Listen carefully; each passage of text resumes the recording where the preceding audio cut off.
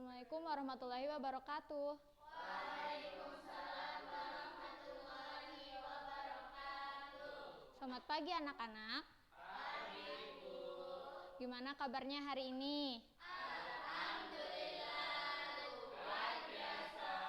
Allahu Akbar. Hari ini hadir semua kan ya?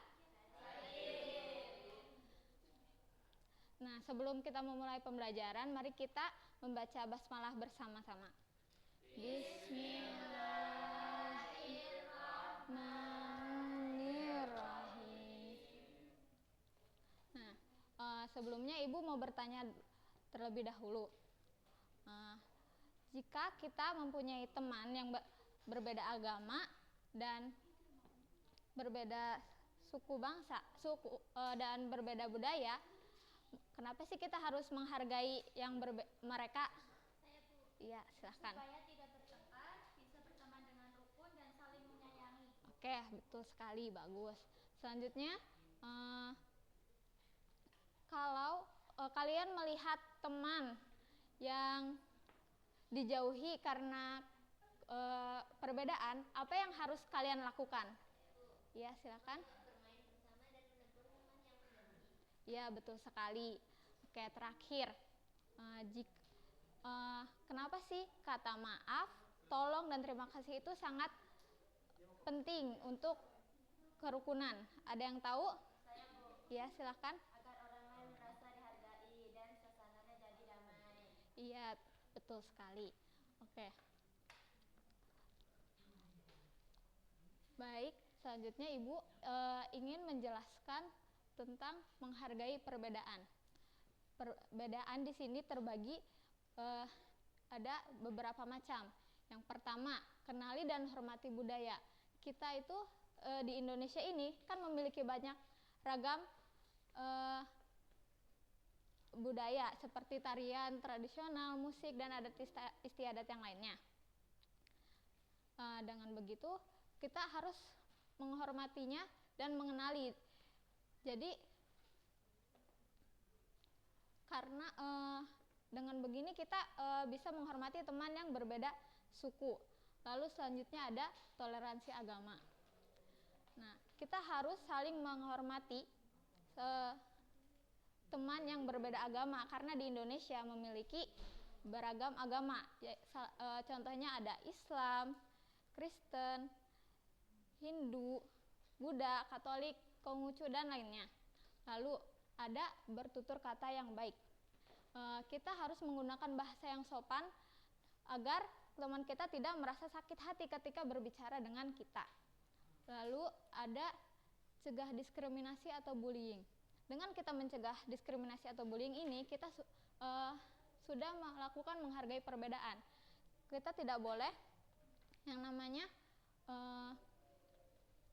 membuli orang, atau karena hanya mereka berbeda suku, warna kulit, atau bentuk rambut. Lalu ada jalin pertemuan dan dialog. Kita harus melakukan interaksi yang positif untuk saling memahami. Jadi kita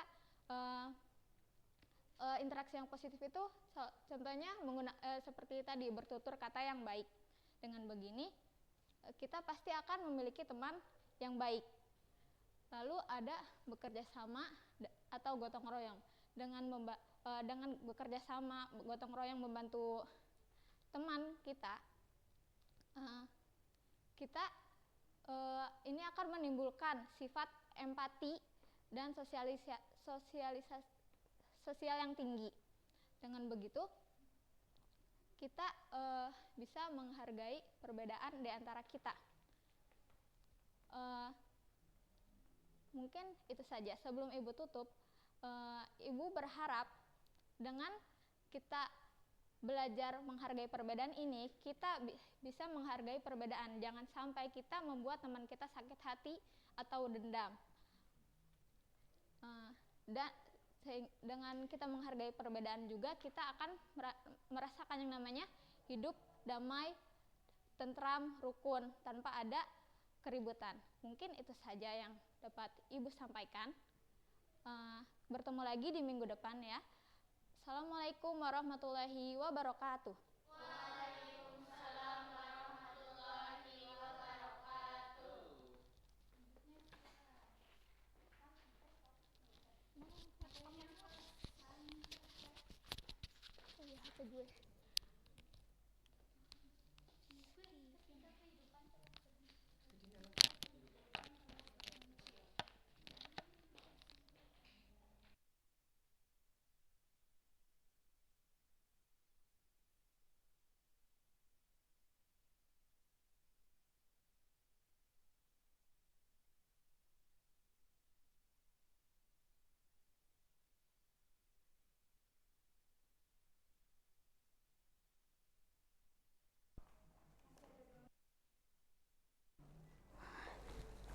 Deg-degan mana?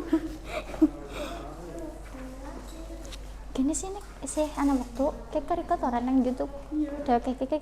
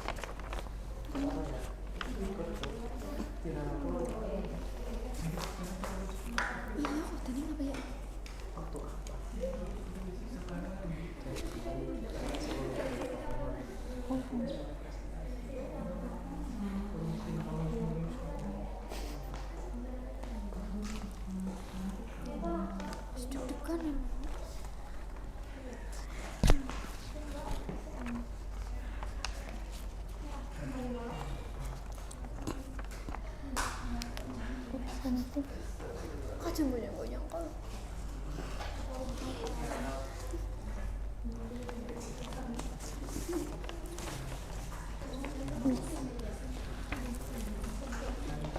nyala.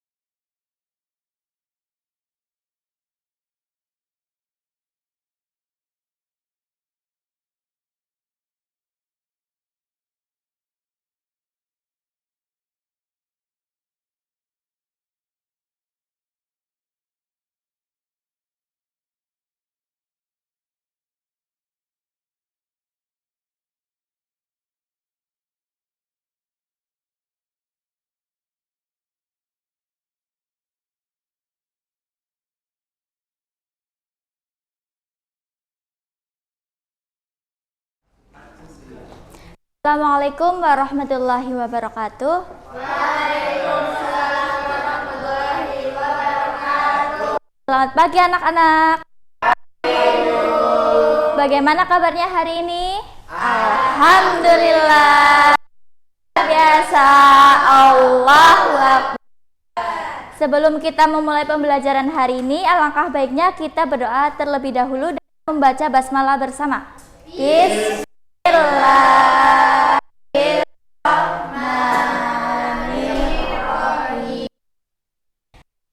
Apakah ada yang tidak berangkat dari ini? Tidak. Alhamdulillah. Ya, materi hari ini adalah ketika kehidupan telah berhenti. Perhatikan gambar berikut ini. Ini gambar apa? Kematian. Ya, kematian. Apa itu kematian? Kematian adalah berakhirnya kehidupan manusia di alam dunia. Iya. Yang selanjutnya itu ada hari akhir. Apa itu hari akhir? Hari akhir adalah hari berakhirnya seluruh kehidupan di dunia dan dimulainya kehidupan di akhirat. Pada hari itu seluruh makhluk hidup akan dibangkitkan dari alam kubur dan akan dihisab atau diperhitungkan. Macam-macam kiamat atau hari akhir ada dua. Yang pertama yaitu kiamat sugro atau kiamat kecil, yaitu peristiwa yang menandai berakhirnya kehidupan seseorang atau sebagian kecil dari kehidupan di dunia. Contoh dari kiamat sugro apa? Kematian, iya, bencana alam. Terus yang kedua itu kiamat kubro atau kiamat besar, yaitu hancurnya seluruh alam semesta. Contohnya apa saja?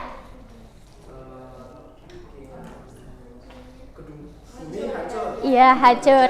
Terus tanda-tanda kecil atau kiamat sugro, yaitu munculnya berbagai fitnah, banyak bermunculan nabi palsu, banyaknya kebohongan dan kesaksian palsu, perbuatan riba banyak terjadi, serta anak yang durhaka kepada kedua orang tua.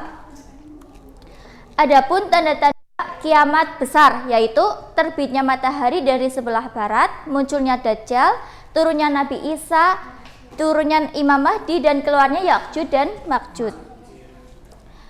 Nah, ini ada siklus dari kejadian hari akhir. Yang pertama ada Yaumul Ba'ats atau hari kebangkitan. Manusia itu kan sudah meninggal di alam kubur, nanti kita dibangkitkan lagi di Yaumul Ba'ats. Yang kedua ada hari berkumpul atau Yaumul Mahsyar. Ketika kita sudah dibangkitkan dari alam kubur, kita dikumpulkan lagi di Yaumul Mahsyar. Yang ketiga Yaumul Hisab, hari perhitungan amal perbuatan kita, baik amal baik maupun amal buruk. Terus setelah amal kita diperhitungkan, selanjutnya ada amal kita ditimbang di Yaumul Mizan. Yang terakhir yaitu hari pembalasan. Setelah semua perbuatan kita di dunia itu, kita baik buruknya kita ditentukan oleh perbuatan kita sendiri. Nah, hikmahnya apa saja? Hikmahnya yaitu memotivasi manusia untuk taat dan ikhlas dalam menjalankan perintah Allah SWT. Manusia selalu mawas diri atau berhati-hati dalam bertindak. Kita memperbanyak amal ibadah. Ya, sebelum itu ibu mau membagi dua kelompok. Kelompok 1, kelompok 2. Kalian diskusikan, nanti maju perwakilan.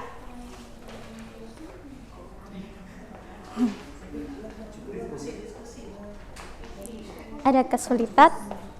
Belum. Ada kesulitan? Ada.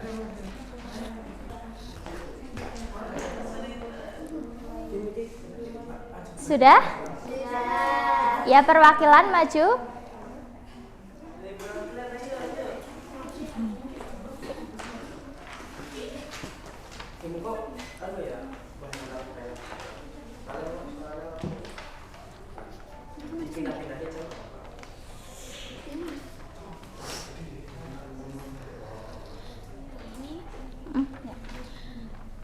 Alam barzah yaitu alam kubur. Alam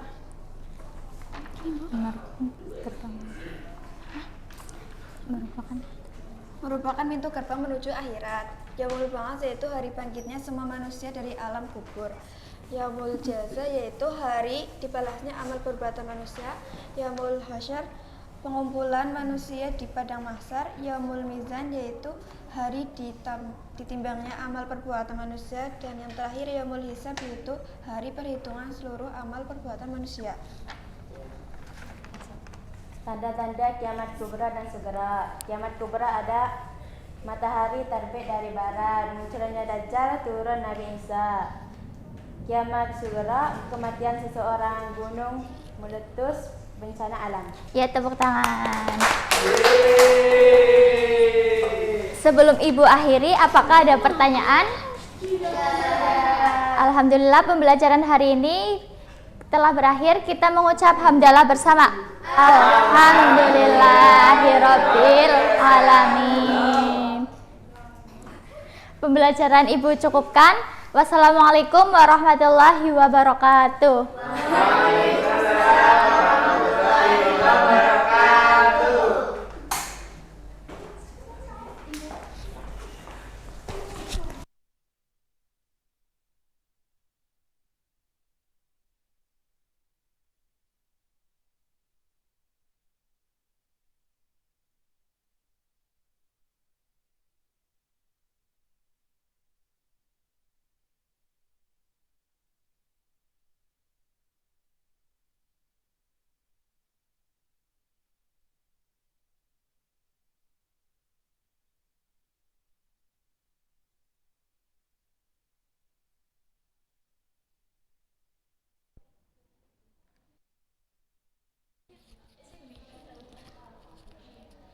Ajeng guyu kok.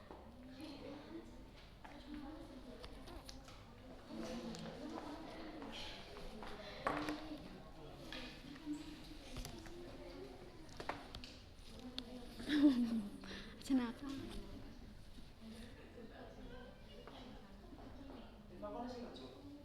Ora.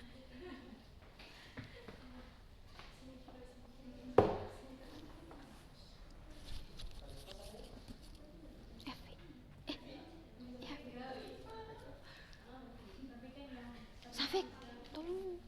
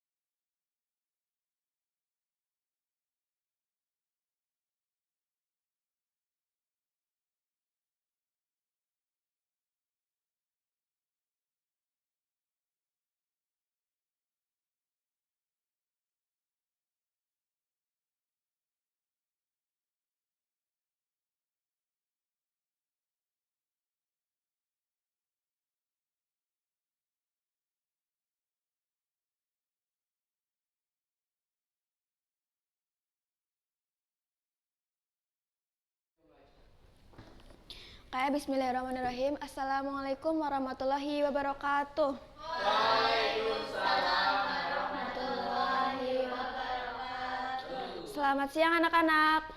Siang. Bagaimana kabarnya kalian hari ini? Alhamdulillah. Luar biasa. Allahu Akbar. Nah, pada pertemuan minggu kemarin kita sudah mempelajari pengertian sholat fardu, rukun sholat fardu, ketentuan dan hikmahnya. Nah, sebelum melanjutkan, kalian lihat ke sini.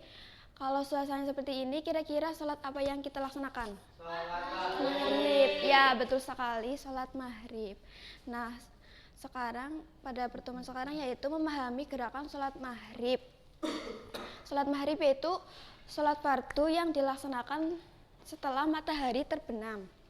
Langsung aja sebelum itu Ibu ada pertanyaan. Sholat maghrib terdiri ada berapa rakaat?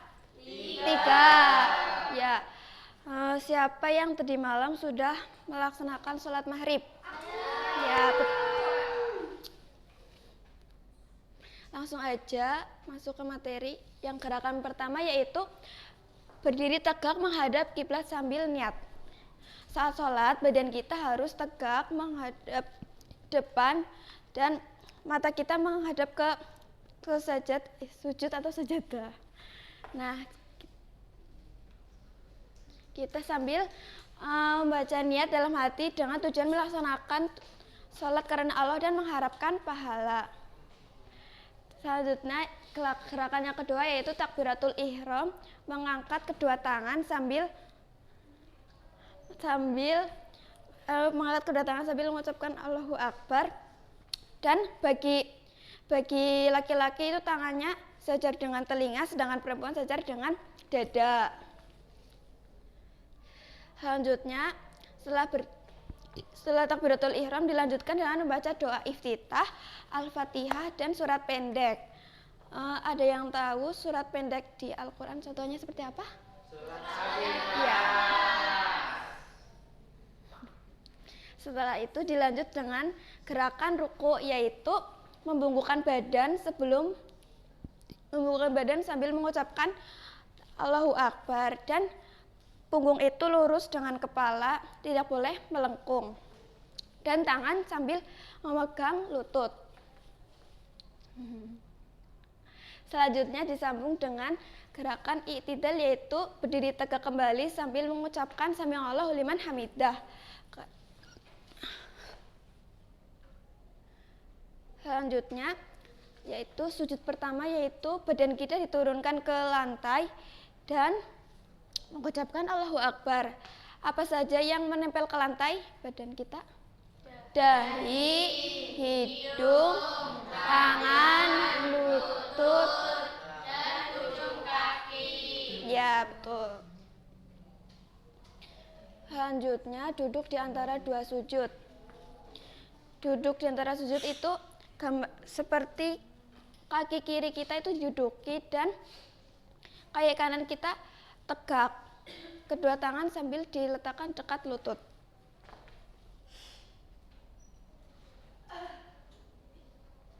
Selanjutnya disambung dengan sujud kedua. Gerakan sujud kedua sama dengan sujud pertama.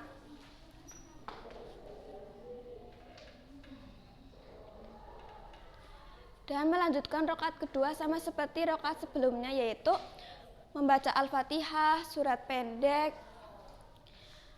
kemudian ruku, i'tidal, sujud pertama, duduk di antara sujud, dan sujud kedua. Dan dilanjut dengan duduk tasyahud awal. Setelah selesai rakaat kedua, dilakukan tasyahud awal. Gerakannya masih seperti duduk di antara dua sujud, tapi perbedaannya yaitu tangan berada dekat lutut dan jari telunjuk kita mengarah ke depan.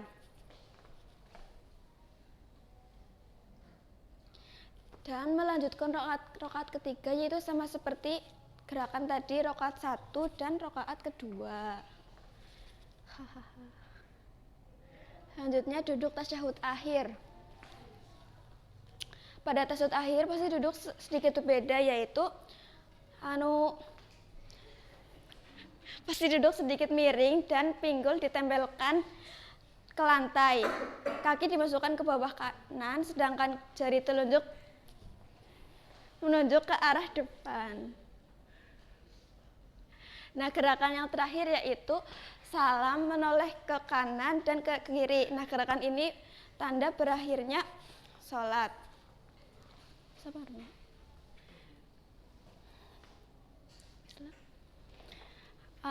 Sampai sini ada yang ingin ditanyakan? Jika tidak ada, Ibu beri kesimpulan. Jadi sholat maghrib itu ada 3 rakaat ya. Terus dilaksanakan setelah matahari terbenam. Cukup sekian sampai sini. Assalamualaikum warahmatullahi wabarakatuh. Waalaikumsalam warahmatullahi wabarakatuh.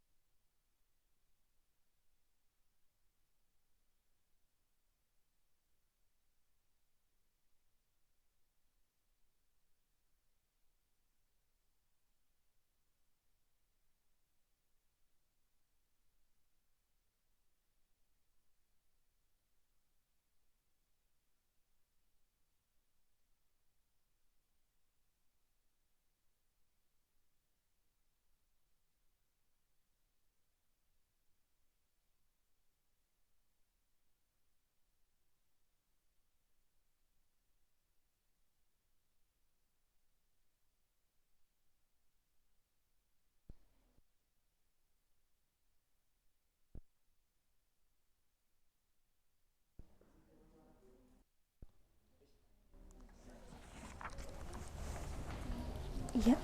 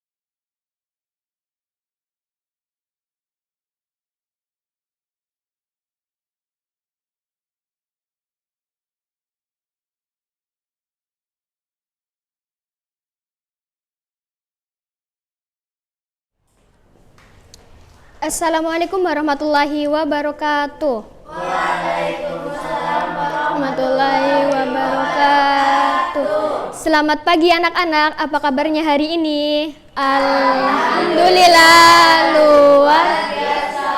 Allahu Akbar. Baik, apakah semuanya hadir? Hadir, Bu. Ya, alhamdulillah ya, semuanya hadir dengan keadaan sehat walafiat. Baik, sebelum pembelajaran dimulai, mari kita berdoa bersama-sama. Bismillahirrahmanirrahim.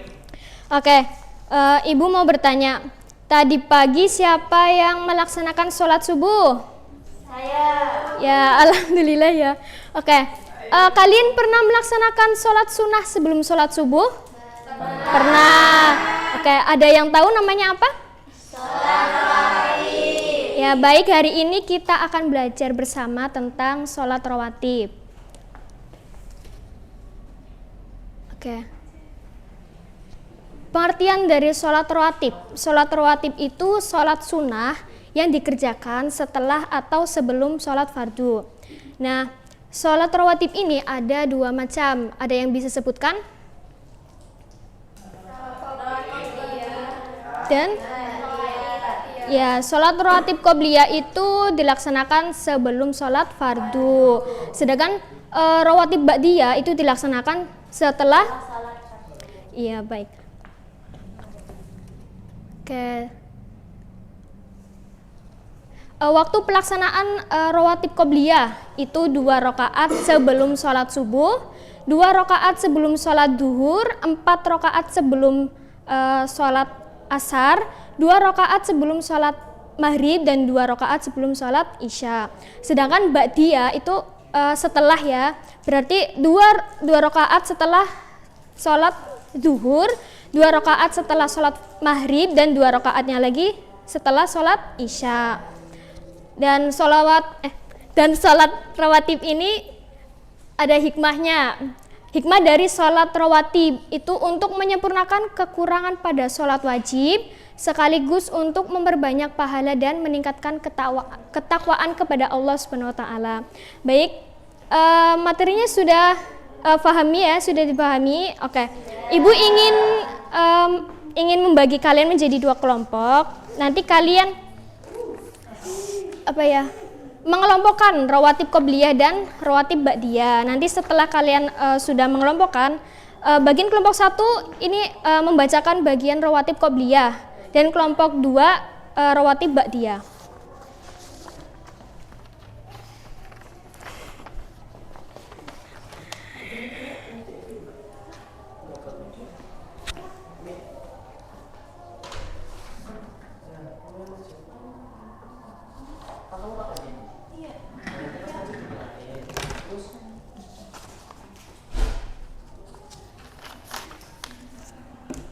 Oke, sudah selesai anak-anak?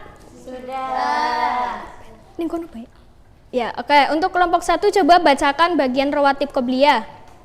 Salat qobliyah itu ada 2 rakaat sebelum salat isya, 2 rakaat sebelum salat maghrib, 2 rakaat sebelum salat subuh, 4 rakaat sebelum salat isya, salat asar, 2 rakaat sebelum salat duhur. Mungkin itu, Ibu. Ya, tepuk tangan untuk kelompok 1. Ya, selanjutnya untuk kelompok 2 bisa sebutkan. Untuk sholat ba'diyah ada 2 rakaat sudah sholat isya, 2 rakaat sudah sholat duhur, dan 2 rakaat sudah sholat maghrib. Ya, tepuk tangan untuk kelompok 2. Ya, baik, sampai di sini ada yang mau ditanyakan? Tidak ada ya, baik. Oke, Ibu akan bacakan kesimpulan dari materi hari ini. Sholat rawatib adalah sholat sunnah yang dilakukan sebelum atau sesudah sholat wajib. Sholat ini berguna untuk melengkapi kekurangan sholat wajib kita, menambah pahala dan mendekatkan diri kita kepada Allah SWT. Baik, pada hari ini materinya sudah selesai. Mari kita baca hamdalah bersama. Alhamdulillahirabbil alamin. Wassalamualaikum warahmatullahi wabarakatuh.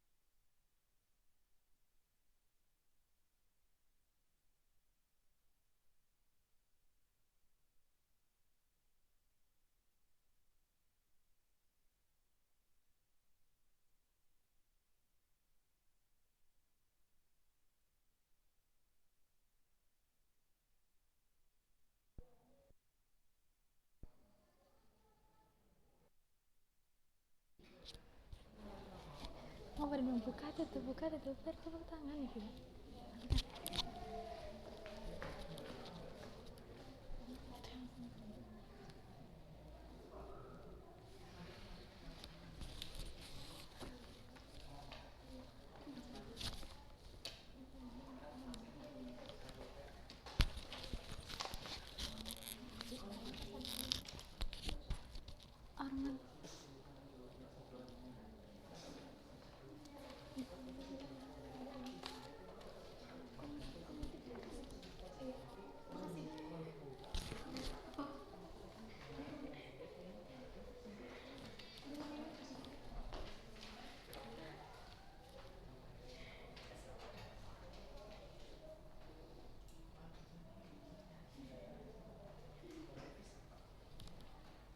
Azizah.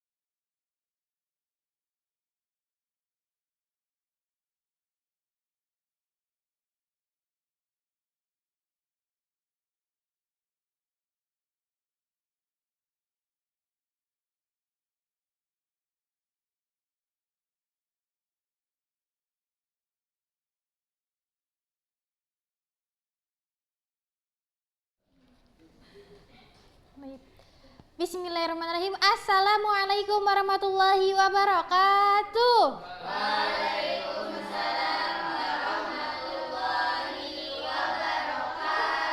Ya, selamat pagi semuanya. Pagi. Coba bagaimana kabarnya? Alhamdulillah, luar biasa. Allahu Akbar. Oke, coba lihat kanan kirinya kalian. Apakah ada yang tidak berangkat, teman-teman? Alhamdulillah ya, berangkat semua ya. Alhamdulillah kita dalam keadaan sehat walafiat. Oke.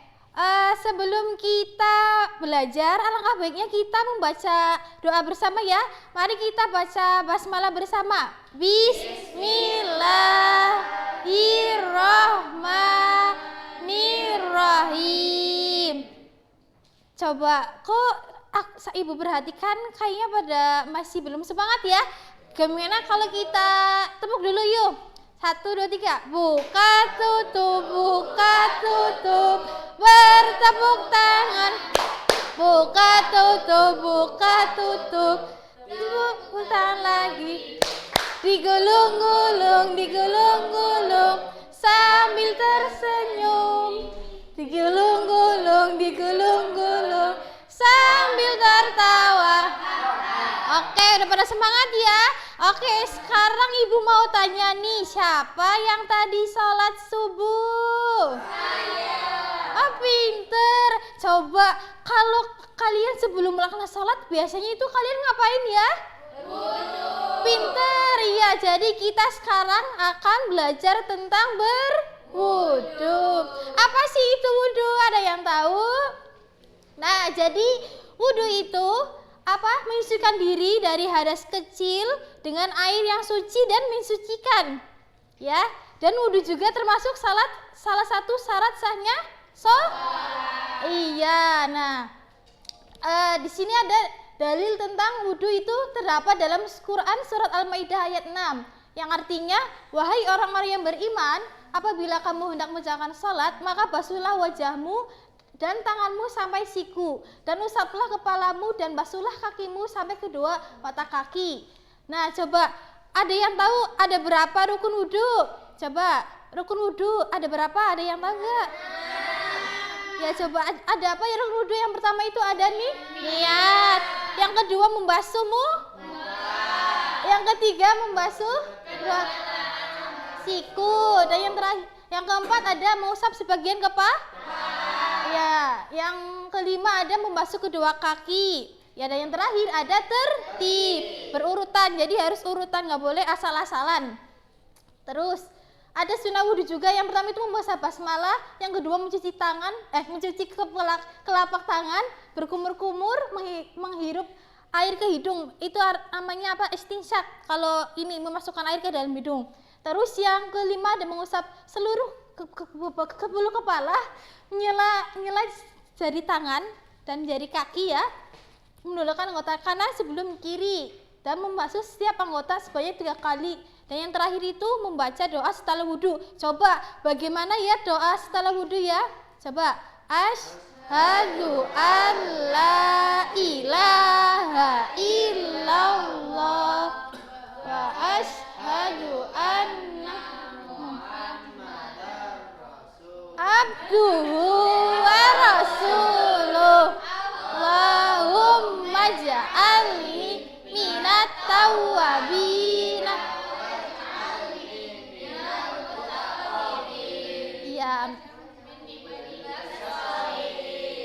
Iya. Sampai di sini coba kita praktek wudu sambil ini ya. Sambil ini ya, bertepuk ya.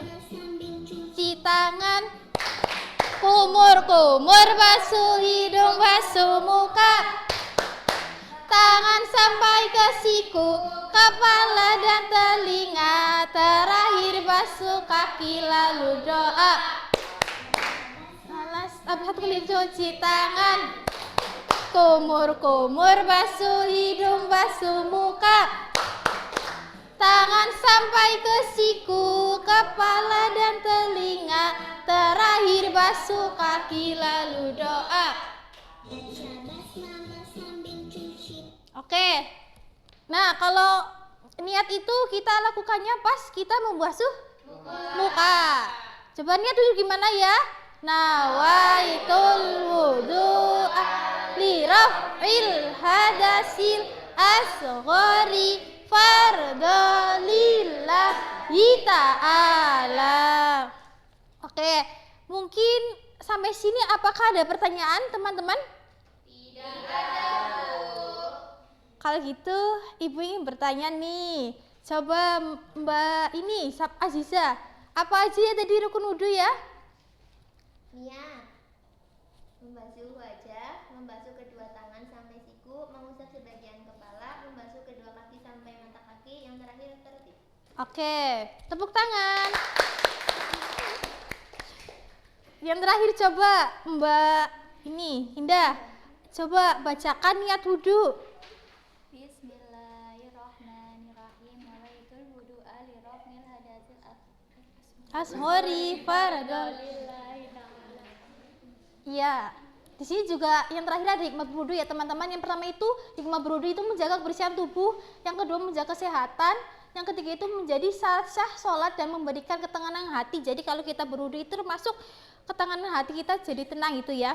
Yang terakhir menumbuhkan kebiasaan hidup bersih dan memberi kesan baik kepada orang lain. Ya mungkin cukup sekian dari Ibu. Mohon maaf ya apabila banyak kekurangan, kesalahan. Semoga apa yang kita pelajari semoga menjadi bermanfaat bagi kita semua. Amin. Iya. Oke, mungkin cukup sekian. Wassalamualaikum warahmatullahi wabarakatuh. Waalaikumsalam warahmatullahi wabarakatuh.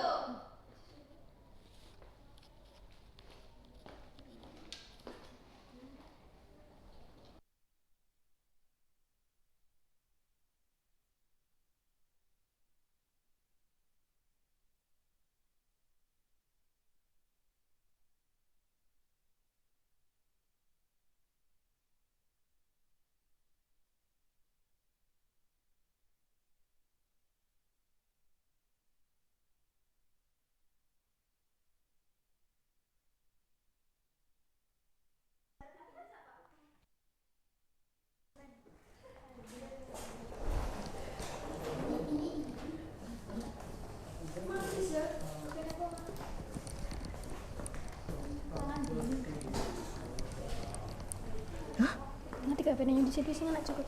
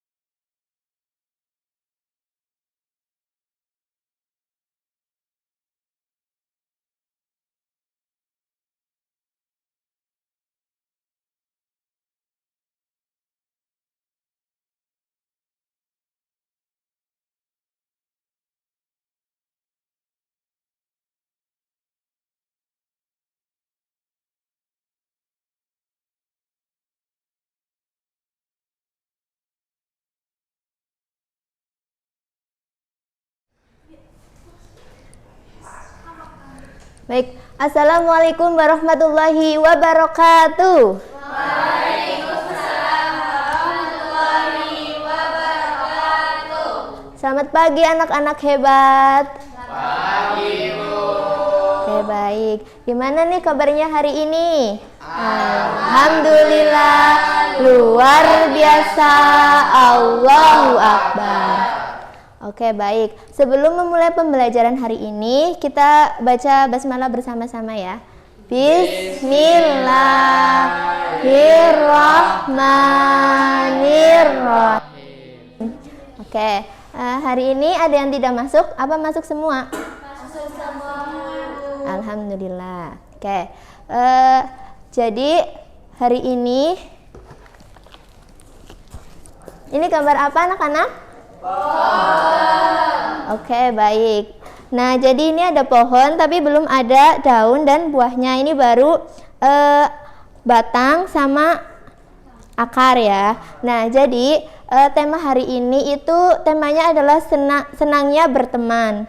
Nah, jadi batang sama akar ini itu diibaratkan kayak niat kita ketika kita berteman karena Allah. Jadi kalau kita berteman itu tidak boleh membeda-bedakan teman kita karena perbedaan agama, ras atau yang lainnya ya. Jadi kita itu sama-sama hamba Allah. Jadi harus saling berteman. Oke.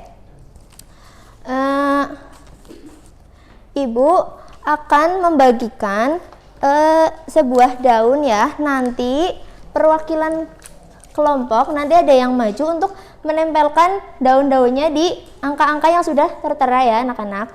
Nah, nanti daun ini kalian isi, tuliskan satu perilaku terpuji teman kalian. Misalnya Arman suka berbagi makanan, terus ada misalnya Mega suka menolong teman kayak gitu ya. Nah, nanti diisi. Apa-apa semuanya.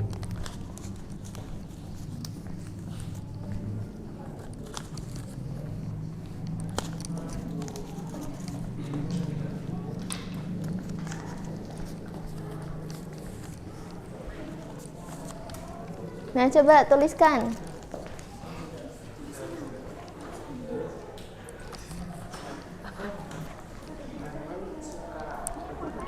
Apakah ada yang kesulitan? Ada, Bu. Ini gimana, Bu? Tuliskan sifat teman kalian. Misalnya Mbak Putri suka menolong atau suka berbagi makanan kayak gitu. Temennya? Iya. Menuliskan satu sifat temannya.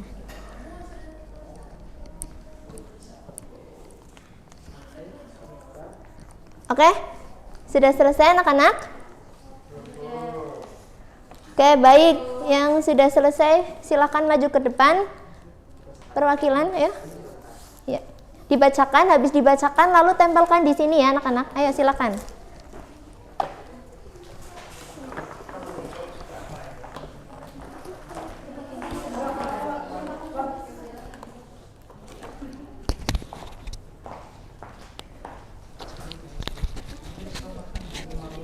Ayo maju cepet. Ya. Ibu, ini ditaruh di mana, Ibu? Kamu bacakan dulu. Semuanya baris dulu baris. Bacakan satu-satu baru tempelkan. Putri suka membantu teman yang kesusahan. Oke, silakan tempel di sebelah sini. Sini Terus ya, Bu? selanjutnya, iya, itu dibuka dulu dah. Udah. Ya, terus. Indah suka menolong teman. Oke, baik, silahkan ditempel. Ini orangnya pemalu. Oke, baik, silakan ditempel di sebelah. Pilih. Safik sukanya memberi jajan. Oke, baik, silakan ditempel. Ya, Bu. Safik suka makan, Bu, tapi makannya ngambil punya saya, Bu. Oke, baik. Sudah semuanya? Sudah. Oke, terima kasih. Silakan boleh duduk kembali. Nah,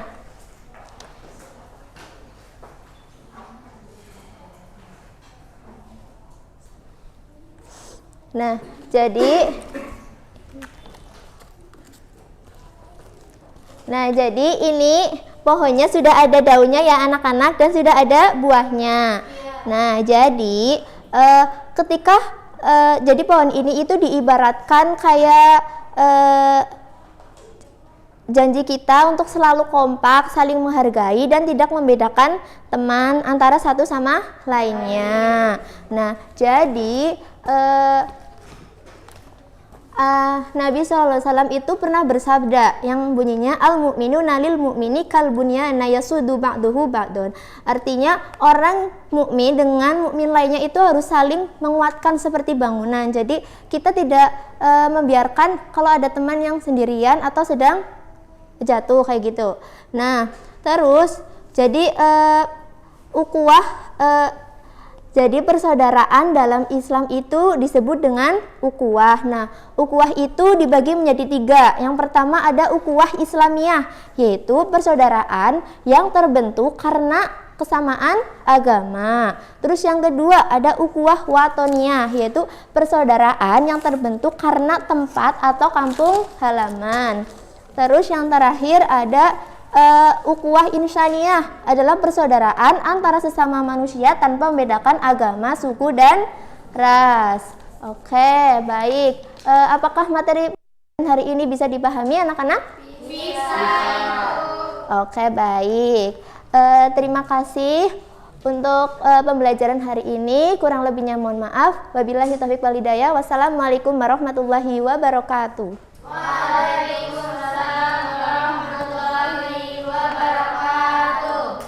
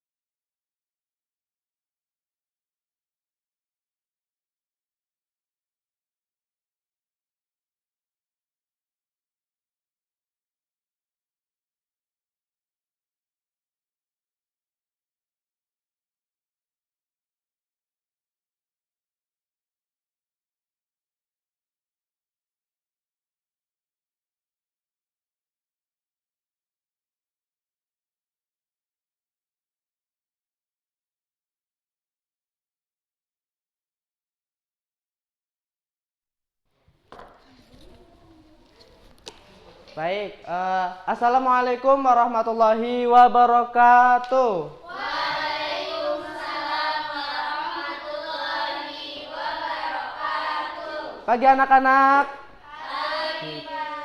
Gimana kabarnya? Alhamdulillah. Luar biasa. Allahu Akbar. Oke, sebelum kita memulai pembelajaran pada pagi hari ini, kita alangkah baiknya memulai dengan bismillah terlebih dahulu. 1, 2, 3. Bismillahirrahmanirrahim. Oke, sebelum masuk pembelajaran, Bapak absen dulu ya. Hari ini apakah ada yang nggak berangkat? Berangkat semua. Oke, berangkat semua berarti nihil ya. Oke, kita langsung masuk ke materi.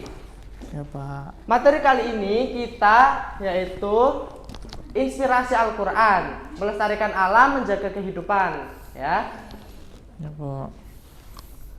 Oke, dalam Al-Quran surat Ar-Rum dijelaskan yang artinya telah tampak kerusakan di darat dan di laut disebabkan perbuatan tangan manusia, agar mereka merasakan sebagian dari akibat perbuatan mereka, agar mereka kembali ke jalan yang benar.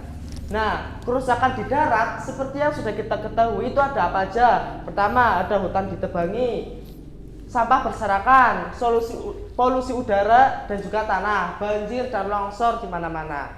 Itu salah satu kerusakan di darat. Terus yang di laut ada pencemaran air, rusaknya terumbu karang, sampah plastik di laut dan matinya biota laut. Nah, terus kita tuh ayat ini menjelaskan apa gitu? Nah, pesan ayatnya itu apa? Kerusakan alam di darat ataupun di laut merupakan akibat dari perbuatan manusia yang tidak bertanggung jawab, dan Allah itu memberi peringatan agar kita itu sadar dan bertaubat dan berubah serta kembali menjaga dan merawat alam dengan baik. Nah, kandungan ayatnya pertama, kerusakan di darat dan di laut, menjelaskan bahwa kerusakan pada alam di darat maupun di laut itu terlihat nyata.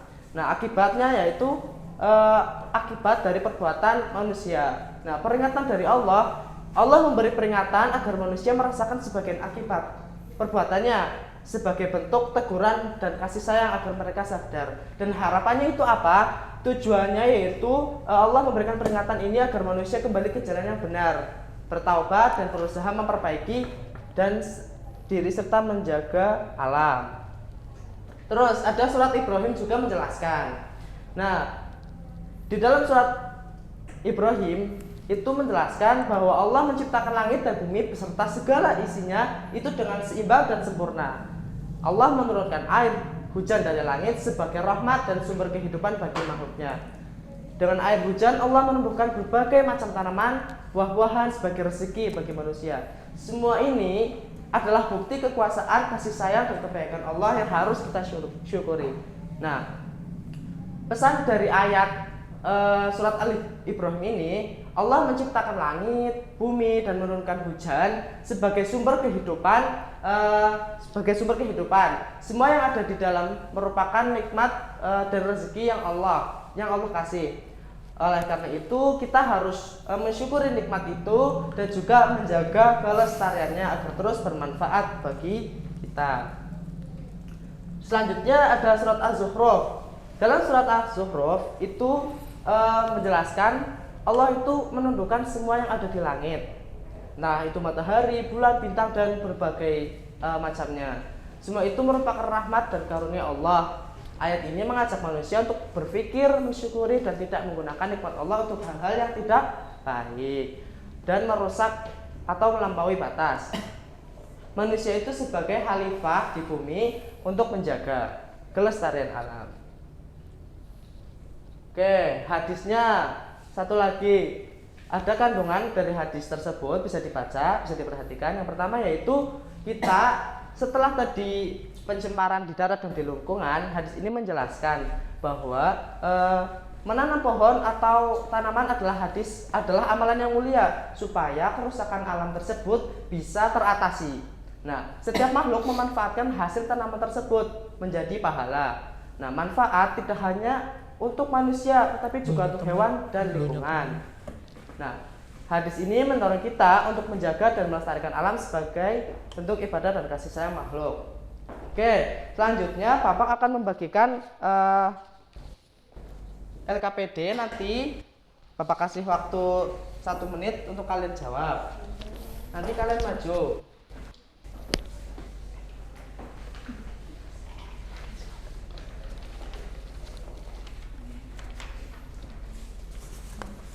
Oke, Bapak kasih waktu 1 menit. Habis itu kalian maju ya. Kalian cukup jawab yang pada kegiatan 1 saja. Setiap surat tadi ada 3 surat. Pertama surat apa tadi yang 3 itu? Sudah? Sudah, Pak. Oke, silahkan maju perwakilannya. Dari kelompok 1, 2, dan 3. Ya, siap. Maju. Kelompok 3 dulu, Pak. Boleh. 3-3-nya maju aja sekalian, nggak apa-apa. Oke, coba. Coba jawaban. Nah, kegiatan 1 ini kandungan pokoknya apa, pesan untuk kita apa, dan contoh sikapnya apa. Ya, Pak. Oke, coba dibacakan. 1, Pak. Quran surat Ar-Rum itu ada kandungannya kerusakan di darat dan laut terjadi karena perbuatan manusia. Pesannya manusia harus menyadari kesalahannya dan menjaga kelestarian alam. Contoh tidak membuang sampah sembarangan, mengurangi plastik dan menjaga kebersihan. Oke, terus selanjutnya dari Mbak Aziza. Yaitu surat Ibrahim, kandungannya Allah menciptakan langit dan bumi, menurunkan hujan serta menyediakan berbagai nikmat bagi manusia. Pesannya bersyukur dan menggunakan nikmat Allah dengan bijaksana. Contohnya menghemat air, merawat tanaman dan tidak menyia-nyiakan sumber daya. Oke, terus selanjutnya Quran surat Az-Zukhruf ayat 4 ayat 13. Kandungannya yaitu Allah menundukkan berbagai ciptaannya agar dapat dimanfaatkan manusia. Pesannya, bersyukur atas nikmat Allah dan tidak menggunakannya secara berlebihan. Contohnya, menggunakan kendaraan dan sumber daya secara bijak serta menjaga lingkungan. Oke, baik. Benar ya. Kasih tepuk tangan. Oke, silahkan kembali. Oke, mungkin dari pelajaran kali ini bisa disimpulkan ya bahwa menjaga alam itu sangat penting. Oke, sampai sini Bapak tutup dulu ya. Untuk menutup pembelajaran pada pagi hari ini kita baca alhamdulillah bersama. Alhamdulillahirabbil alamin. Wassalamualaikum warahmatullahi wabarakatuh. Waalaikumsalam warahmatullahi wabarakatuh. Safik, tolong Fik. Waktunya habis. Cepet temen waktu nek. Oke.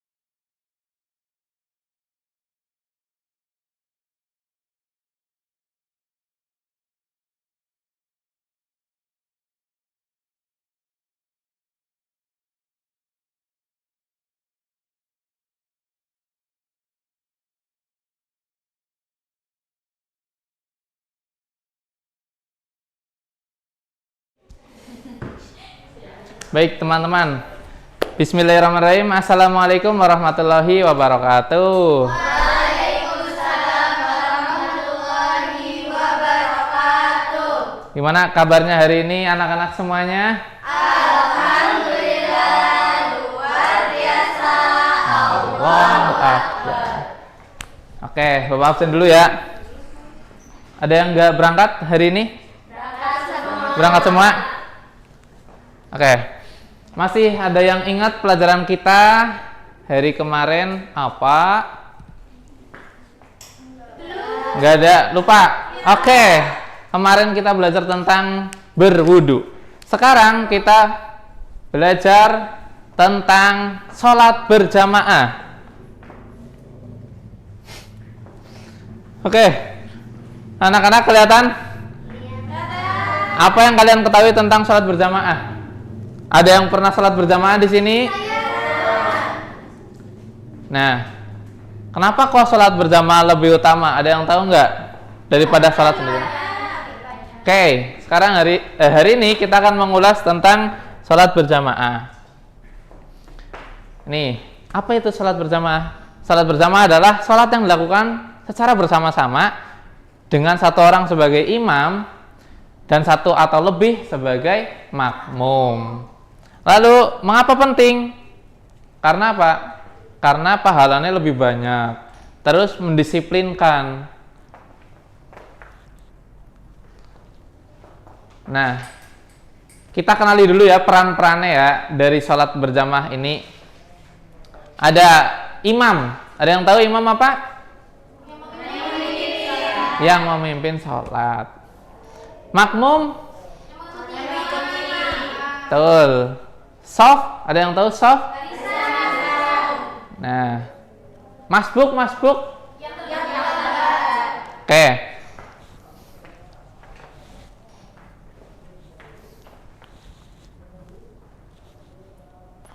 Sekarang Bapak butuh anak-anak untuk melakukan praktek sholat berjamaah. Ayo. Mas saja ya. Mas Safik, Mas Arman. Ya udah perempuan aja perempuan. Perempuan ayo siapa? Tiga orang ayo sini tiga orang. Mbak Evi, ini. Nisa. Sini.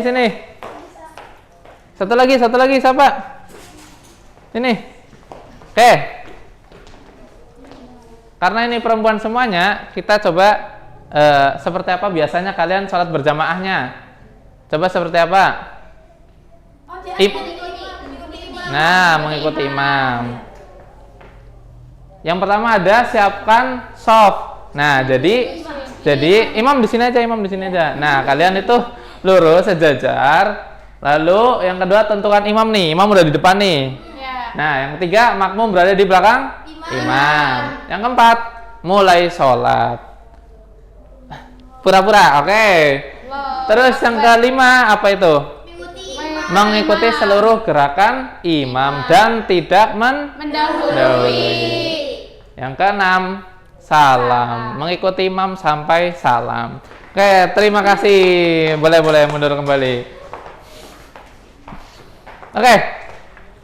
Bapak ada kuis biar kalian lebih paham tentang materi Bapak.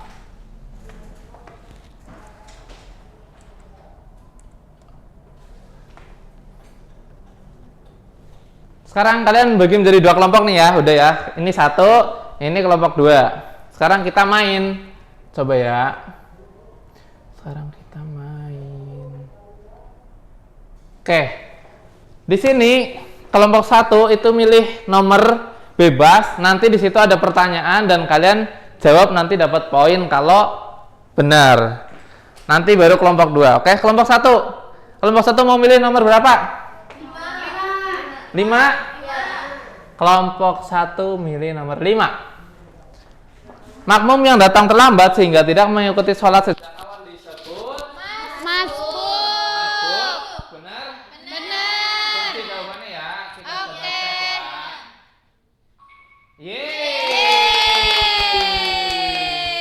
15 poin untuk kelompok 1. Kelompok 2. Mau nomor berapa kelompok 2? 7. Ayo, kelompok 2 7. Bagaimana posisi makmum ketika sholat berjamaah? Di belakang imam, benar?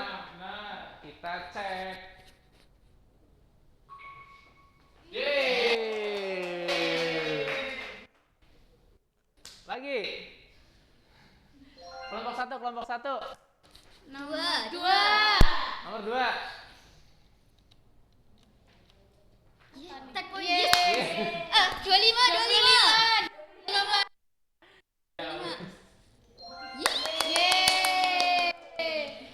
Kelompok 2. 10 ya. Barisan makmum dalam sholat berjamaah disebut shaf. Kita cek. 1, 2, 3. Yeay. Dah. Terima kasih teman-teman yang udah berkontribusi. Untuk kelompok 1 Bapak ada hadiah menghapus. Untuk kelompok 1 silakan. Oke. Kita kembali ke pelajaran ya. Jadi sholat berjamaah adalah sholat bersama imam dan makmum. Lalu makmum mengikuti imam dengan tertib dan tidak mendahului imam. Salat berjamaah memiliki banyak keutamaan, diantaranya tuh 27 derajat dan lebih bekerja sama. Lalu kita harus terbiasa salat berjamaah, mau itu di rumah, mau itu di sekolah, mau itu di masjid, di mushola dan lain-lain sebagainya. Nah, kita tutup pelajaran pada hari ini dengan Quran surat Al-Baqarah. Kita bisa baca bersama-sama ya. Bismillahirrahmanirrahim. Rabbana Taqabbal minna innaka antas samiul alim. Oke, Bapak cukupkan hari ini. Jangan lupa besok kita ada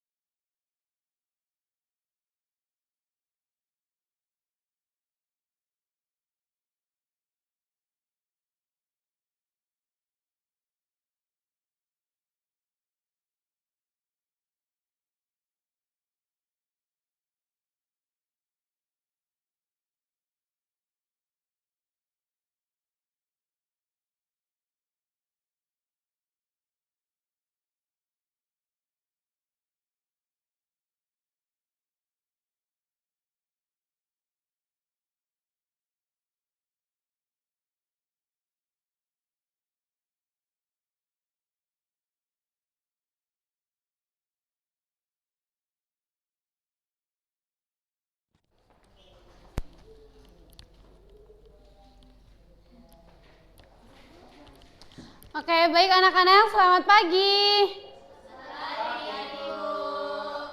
Oke, sebelum memulai pembelajaran pada pagi hari ini, alangkah baiknya kita basmalah bersama-sama. Bismillahirrahmanirrahim. Anak-anak, hari ini siapa yang tidak hadir? Oke, beri tepuk tangan buat kalian karena kalian sudah sangat belajar pada hari ini. Apakah kalian sudah siap untuk belajar hari ini? Siap. Sebelum memulai belajar, kita nyanyi dulu. 1, 2, 3, 4 tangannya dilipat. 5 dan 6 mulutnya harus diam. 7, 8 lihatlah ke depan. 9, 10 belajar sungguh-sungguh. Oke, baik anak-anak, sebelum memulai pembelajaran hari ini, apa sih tema hari ini?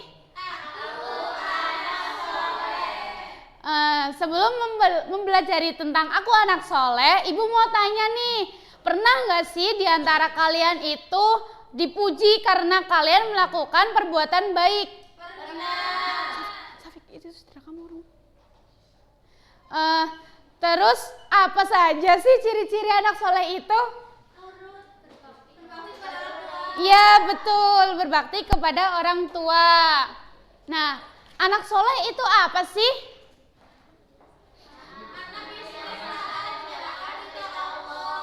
Iya betul, jadi anak soleh itu yang selalu menjalankan perintah Allah dan juga perintah yang diperintahkan oleh orang tua. Siapa yang selalu menurut sama perintah orang tua? Angkat tangan. Wah, kalian sangat menurut. Selanjutnya, apa saja sih ciri-ciri anak kepada Allah? Betul ya. Terus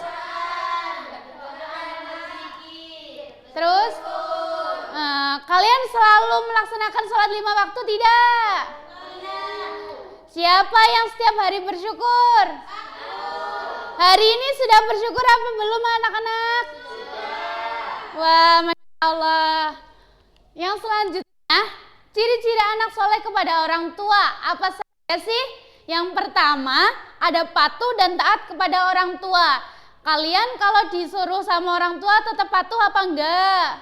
Patuh. Oke, sebagai anak, kita harus selalu patuh terhadap perintah orang tua. Jangan sampai kita membantah apa yang diperintahkan oleh orang tua. Yang selanjutnya ada membantu pekerjaan orang tua. Yang selalu membantu ibu, siapa angkat tangan? Membantu apa Mbak Evi? Membantu ibu memasak. Betul. Selanjutnya Mbak Rifa. Membantu ibunya aku. Oke, baik. Kalian keren. Yang selanjutnya itu ada berbicara dengan sopan. Jadi kalau misalkan kita berbicara dengan orang yang lebih tua menggunakan bahasa yang sopan.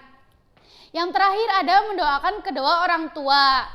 Yang selanjutnya ada ciri-ciri anak soleh kepada guru. Yang pertama itu menghormati guru.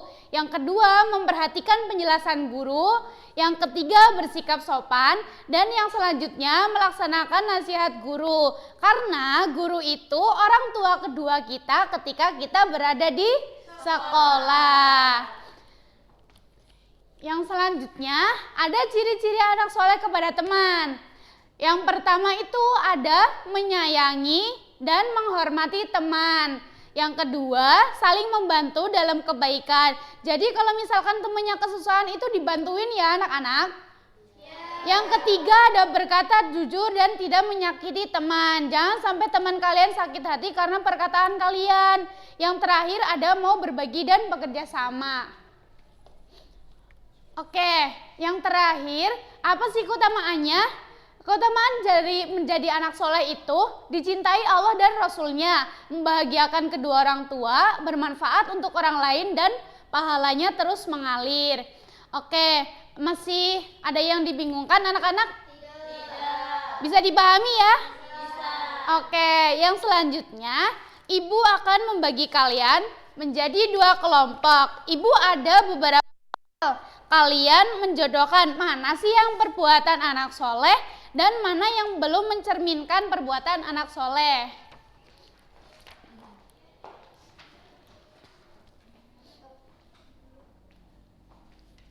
Gimana Mbak? Bisa? Bisa Bu. Oke, ada yang ditanyakan nggak anak-anak? Tidak ada, bisa? Oke. Kelompok 2, bisa nggak? Ada yang disulitkan? Tidak. Apakah ada kendala? Tidak. Oke, silahkan dikerjakan ya anak-anak. Sudah? Silahkan kelompok 1 sama kelompok 2 perwakilan maju.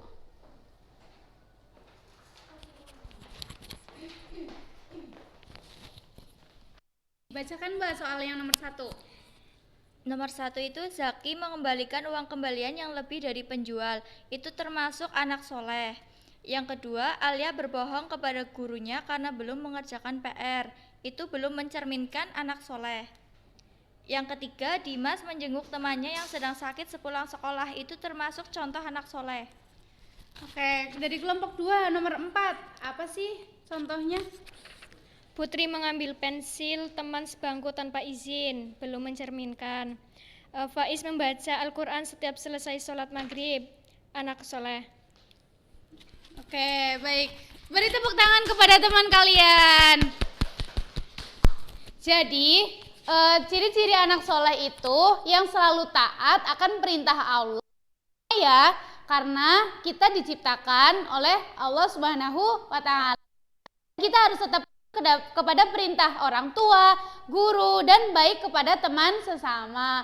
Oke, untuk selanjutnya, Ibu coba minta kalian buka buku paket kalian. Halaman 35. Di situ ada 10 soal. Nah, kalian nanti kerjakan untuk tugas rumah. Minggu depan kita koreksi bersama ya anak-anak. Apakah sudah dipahami semuanya? Oke, terima kasih. Semoga pembelajaran pada hari ini bermanfaat untuk kita semua. Dan jangan lupa pesan ibu tetap patuh kepada Allah dan kedua orang tua. Oke, ibu cukupkan pembelajaran hari ini. Wabillahi taufik wal hidayah. Wassalamualaikum warahmatullahi wabarakatuh. Waalaikumsalam warahmatullahi wabarakatuh. Tepuk tangan anak-anak.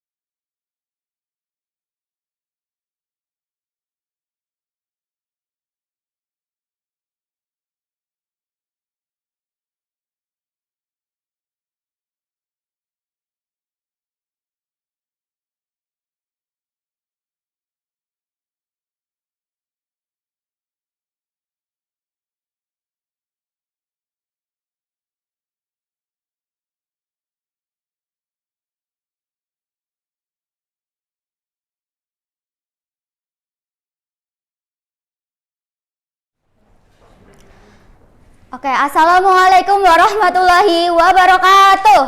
Waalaikumsalam warahmatullahi wabarakatuh. Selamat pagi anak-anak. Pagi, Bu. Bagaimana kabar kalian hari ini? Alhamdulillah, luar biasa. Allahu Akbar. Oke, sebelum memulai pembelajaran, marilah kita baca basmalah bersama terlebih dahulu. Bismillahirrahmanirrahim. Oke, apakah hari ini ada yang tidak berangkat? Oke, alhamdulillah berangkat semuanya ya. Nah, anak-anak, minggu kemarin kita kan sudah belajar mengenai peduli lingkungan. Nah, sekarang kita akan lanjut ke bab 9, yaitu tentang apa ya?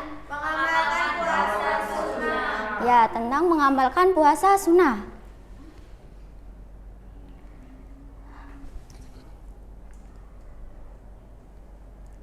Nah, di sini apakah ada yang sudah pernah berpuasa sunnah? Sudah. Puasa apa itu? Oke, bagus sekali ya, sudah pernah. Nah, apa sih itu puasa? Dalam bahasa Arab, puasa itu berasal dari kata saum atau siam yang artinya menahan diri. Sedangkan secara istilah, puasa artinya menahan diri dari segala hal-hal yang membatalkan puasa. Waktu pelaksanaan puasa dimulai dari terbit fajar hingga dengan terbenamnya matahari. Tujuan utama puasa yaitu mendekatkan diri kepada Allah Subhanahu wa taala dan meraih pahala serta keberkahan hidup. Jenis-jenis puasa sunnah yang pertama ada puasa apa? Syawal. Ya, puasa Syawal dilaksanakan selama 6 hari di bulan Syawal setelah hari raya Idul Fitri. Yang kedua ada puasa Senin Kamis, lalu puasa Arafah, puasa Asyura, puasa Syaban, puasa Ayyamul Bid, dan puasa Nabi Daud dan Taswa. Lalu ketentuan puasa yang pertama ada syarat sah puasa. Ada Islam, mumayyiz, bisa membedakan baik dan buruk. Lalu suci dari hadas dan najis, waktu yang diperbolehkan dan izin dari suami jika sudah menikah ya. Lalu ada rukun puasa, yaitu ada niat dan menahan diri dari segala hal yang membatalkan puasa. Hal-hal yang membatalkan puasa ada apa saja ya teman-teman? Murtad. Ya. Yang selanjutnya ada hikmah dan keutamaan puasa, yaitu 1. Menyempurnakan kekurangan pada ibadah wajib. Yang kedua, meningkatkan ketakwaan dan kedekatan kepada Allah Subhanahu wa taala. Yang ketiga, menjaga kesehatan tubuh dan kebugaran jasmani, lalu menumbuhkan kepedulian sosial terhadap sesama dan menegakkan menghidupkan sunnah Rasulullah Shallallahu Alaihi Wasallam. Oke, materi sekarang sudah selesai. Ibu ada satu permainan. Ada yang tahu? Kita belum. Oke, ibu akan membagi kalian menjadi beberapa kelompok.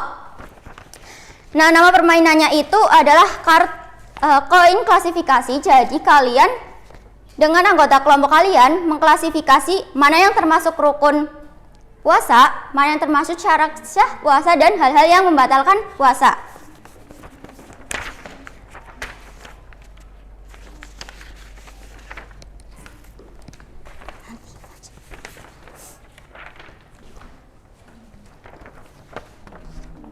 Oke. Sudah semuanya? Ada yang kesulitan? Tidak.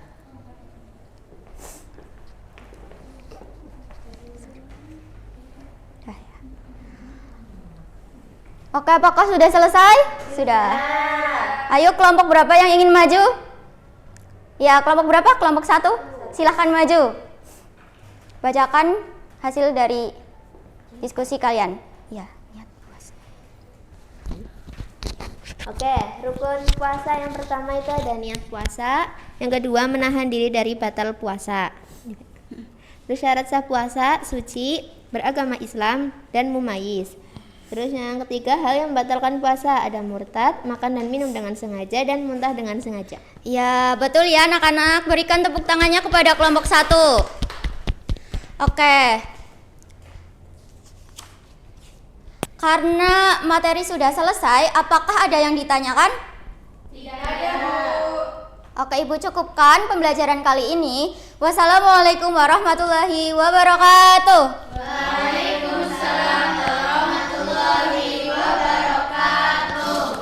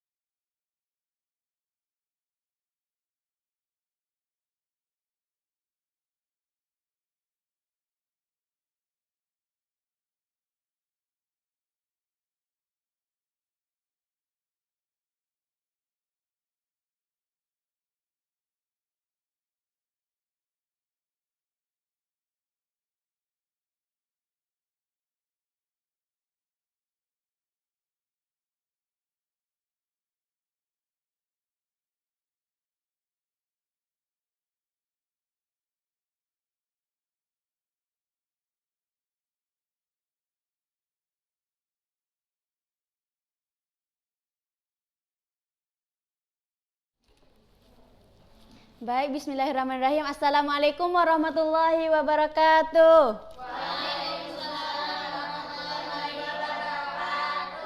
Bagaimana kabar anak-anak hari ini? Alhamdulillah, luar biasa, Allahu Akbar. Nah, sebelum kita mulai pembelajaran hari ini, marilah kita buka dulu dengan membaca basmalah bersama. Berdoa mulai. Bismillahirrahmanirrahim. Oke anak-anak, hari ini kita akan belajar bersama terkait dengan tayamum, yaitu pengganti wudhu ketika tidak ada air. Oke, memperhatikan gambar tersebut. Nah, di gambar ini apa yang lakukan? Tidak ada air. Ya, benar sekali. Nah, terus jika tidak ada air, tetapi kita pengen sholat, apa yang kita lakukan lagi?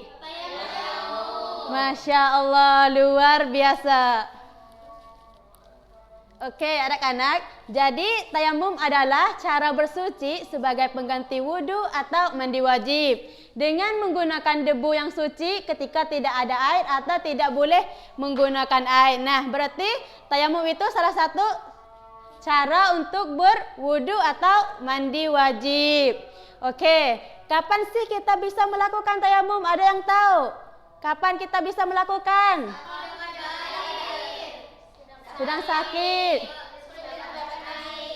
Betul. Nah, yang kita bisa lakukan tayamum salah satunya tidak ada air. Yang kedua yaitu sedang sakit. Nah, kita di rumah sakit. Nah, dokter dilarangkan untuk kita tidak boleh menggunakan air. Berarti kita bisa tayamum. Oke. Nah, bahan untuk tayamum adalah debu atau permukaan bumi yang suci dapat digunakan untuk bertayamum. Oke, selanjutnya yaitu tata cara tayamum. Nah, jadi tata cara tayamum itu dilakukan dengan tertib sesuai urutan. Tidak boleh? Ya, benar. Oke. Yang pertama itu niat. Ada yang tahu niat tayamumnya gimana? Gimana?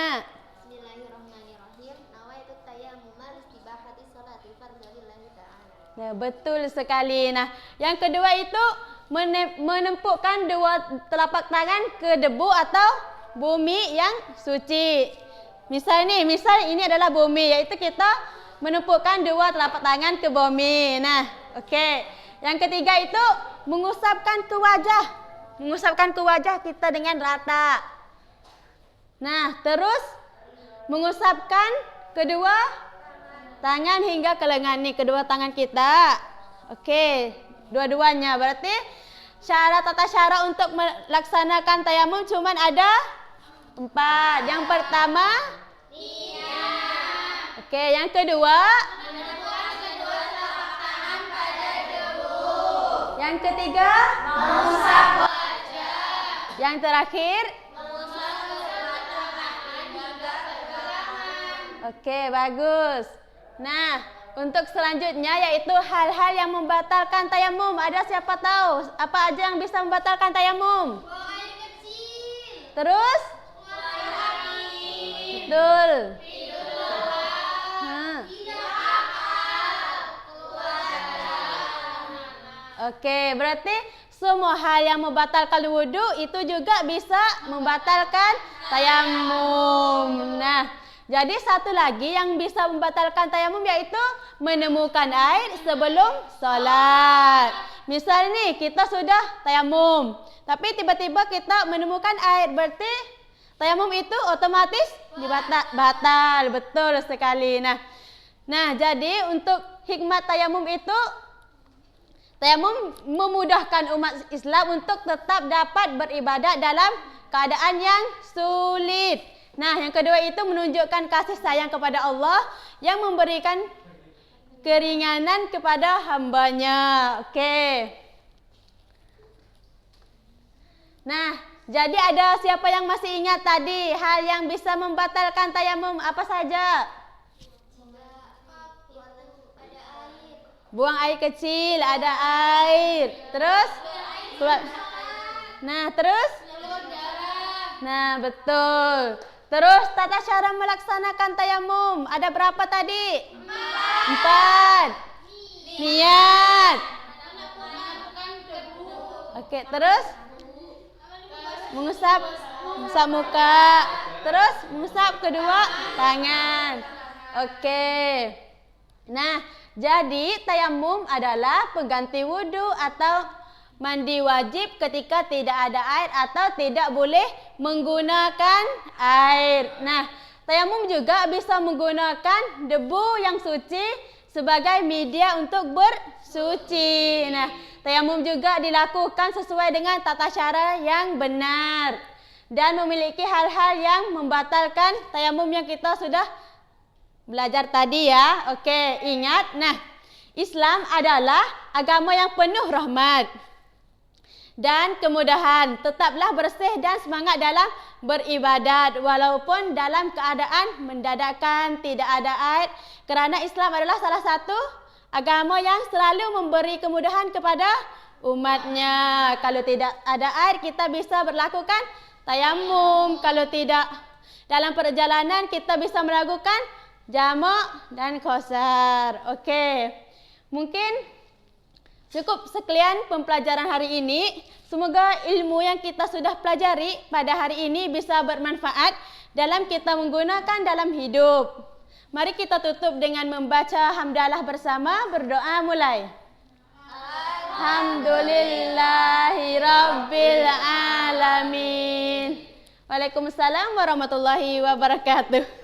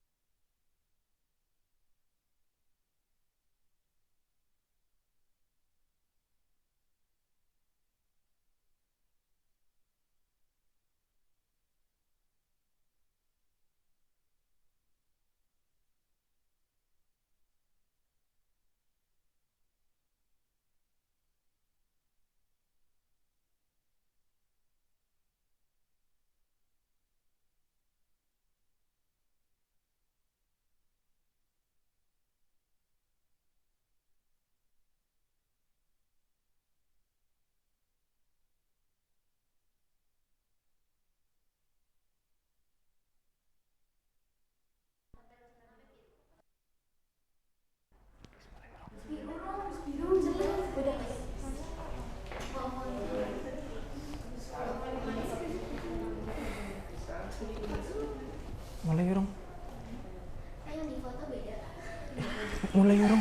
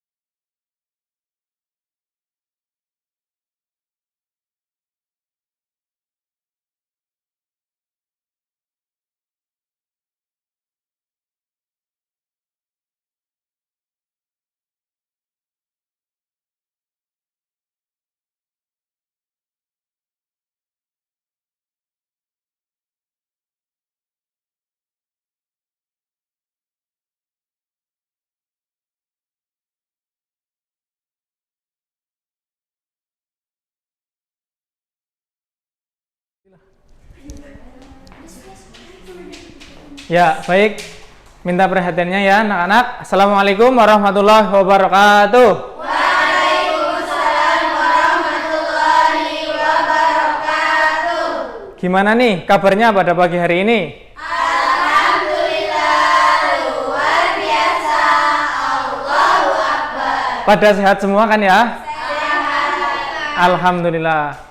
Ya, sebelum memasuki pelajaran pada pagi hari ini, alangkah baiknya berdoa terlebih dahulu agar yang kita dapat bermanfaat dan berkah. Berdoa dalam hati mulai.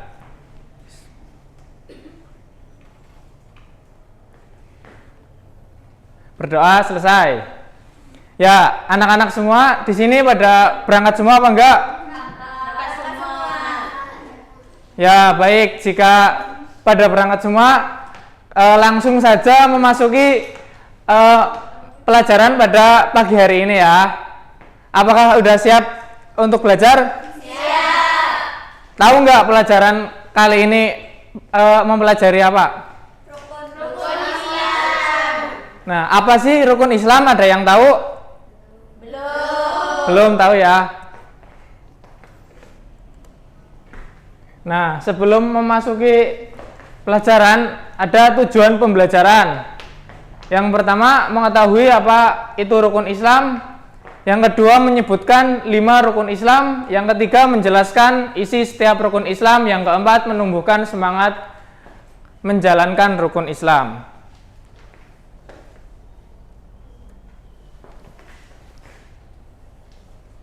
Apa itu rukun Islam? Udah ada yang tahu belum? Belum. Ya, baik ya. Akan Bapak jelaskan. Rukun Islam adalah 5 dasar utama dalam agama Islam. Setiap muslim harus melaksanakan kelima rukun ini. Seperti tiang dalam bangunan, rukun Islam membuat iman kita kuat dan tegak. Nah,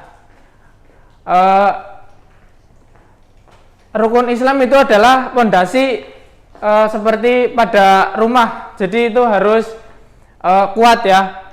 Seperti orang muslim itu harus mempunyai fondasi yang kuat. Nah, fondasinya itu adalah rukun Islam ya. Lanjut. Yang kedua, mengucap syahadat. Di sini bisa pada syahadat semua? Bisa. Ya. Syahadat itu terdiri 2 kalimat ya. Yang pertama, asyhadu an la ilaha illallah. Cukup.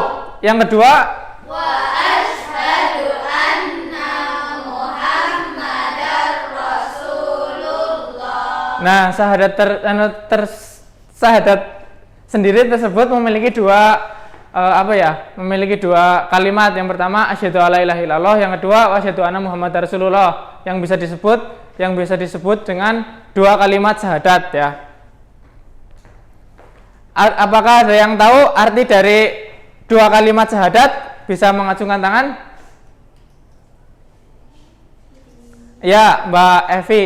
Ya, artinya bersaksi. Bersaksi siapa yang disaksikan? Aku bersaksi bahwa tiada Tuhan selain Allah. Ya, terus? Dan Nabi Muhammad itu utusan Allah. Ya, baik, kasih tepuk tangan.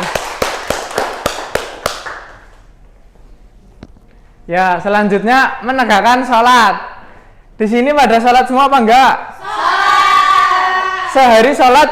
Sehari semalam berapa kali ibadah sholat dilakukan? 5 kali. Nah, terdiri dari sholat apa aja? Subuh, duhur, asar, maghrib, isya. Ya, dari sholat subuh berapa rakaat? 2. Sholat maghrib? 3. Sholat asar? 4. Sholat duhur? 4. Sholat isya? 4. Berarti totalnya berapa rakaat? 17. Ya, baik. Selanjutnya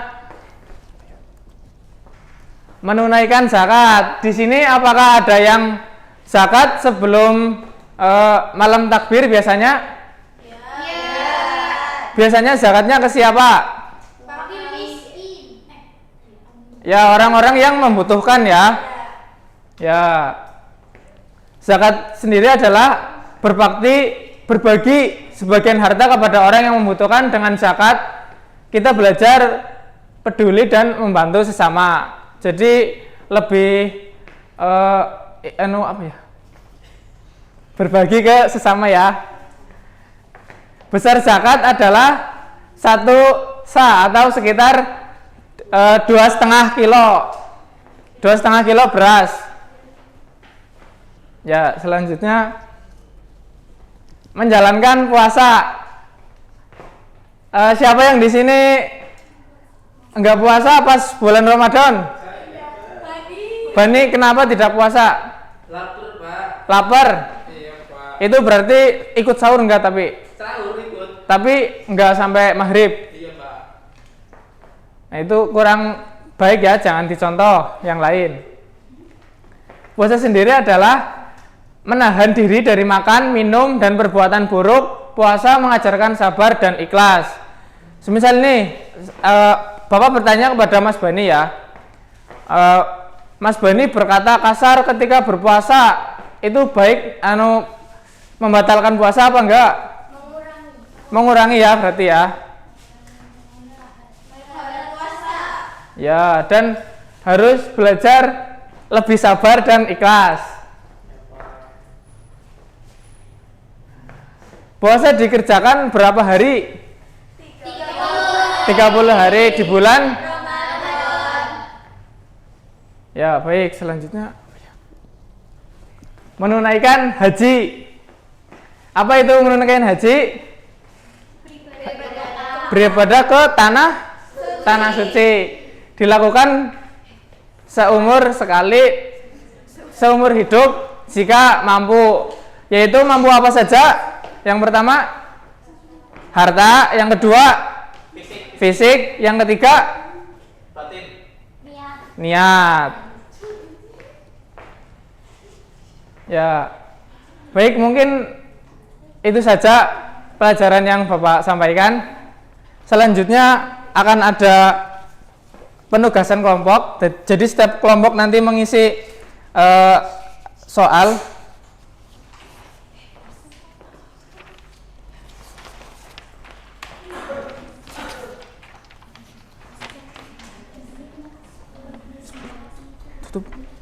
Ya, mungkin cukup. Nanti bisa dikerjakan di rumah masing-masing ya.